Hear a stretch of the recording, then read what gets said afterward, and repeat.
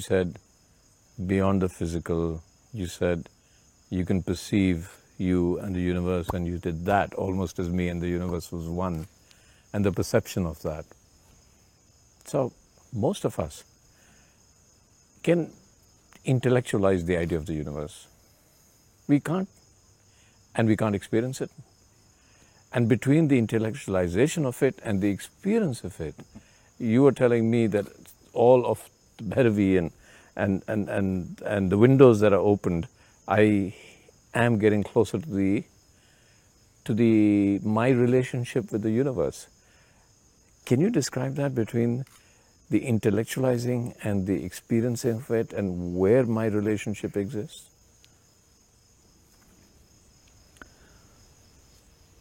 See, if you go with a foot scale to measure the depth of the ocean, you will invariably come back and tell me that it's bottomless, because it's impossible for you to measure the depth of the ocean with a foot scale. You're approaching the universe with a completely wrong instrument, the intellect. Your intellect itself is an instrument which can only dissect and know things. There is no way your intellect can know anything, perceive anything without dissecting. Without prior information about it, you cannot know. If you see anything new, there is no way for you to know. Now you really want to know your daughter, would you like to dissect her? No. No. That's definitely not the way.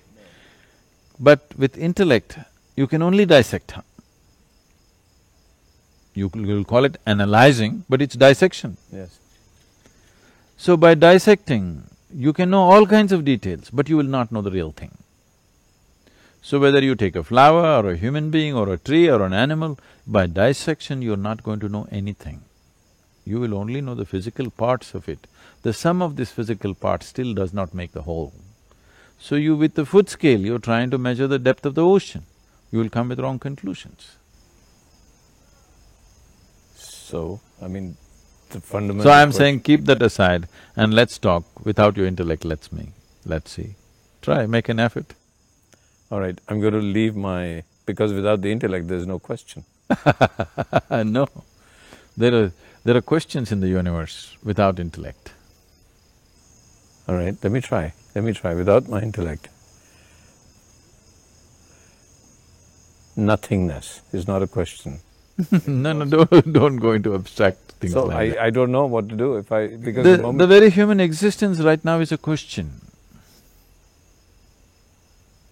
There is a longing to know, that itself is a question. Yes. But the longing to know is being right now unfortunately channelized through an instrument which is incapable of knowing. So I'm saying, you have a longing to know, which is a big question mark by itself. Try to direct this question mark without the use of your intellect. Don't sit there and try to dissect me, you'll not get anything. If you cut me, you'll only get what you will find in a frog or a goat, the same heart, liver, kidney. You will not find enlightenment in my kidneys. If you want to know this, you must keep that aside and still pursue the question. So you have That's what she is. She's the question without the intellect. No, I'm saying when you go to her, you have to go with your heart. You can't go with your intellect. If you go with your intellect, what is there? One black form like this? What is this? It's nothing. But you ask people who just walked in, it just hits them. It's an explosion of energy. But if you go there with your intellect, what is there? Simply madness. So is madness wrong? I thought everybody's trying to be sane. Okay, so let's not be sane for a while. Let's be mad. The thing is, human beings are always trying to do mildly insane things because their sanity is so restrictive. their sanity is just crushing them within themselves. So they want to do something crazy.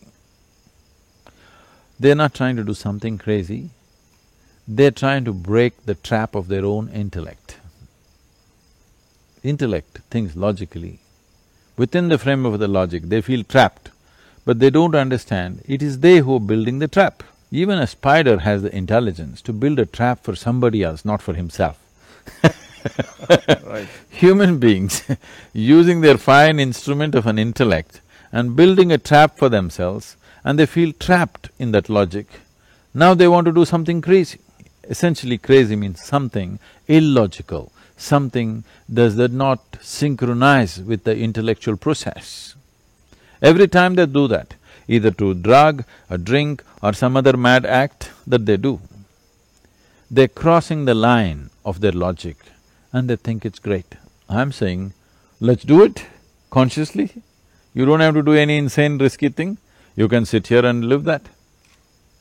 I'm saying, someone who builds a trap for himself of his own logic, he is truly insane, but he thinks he is sane.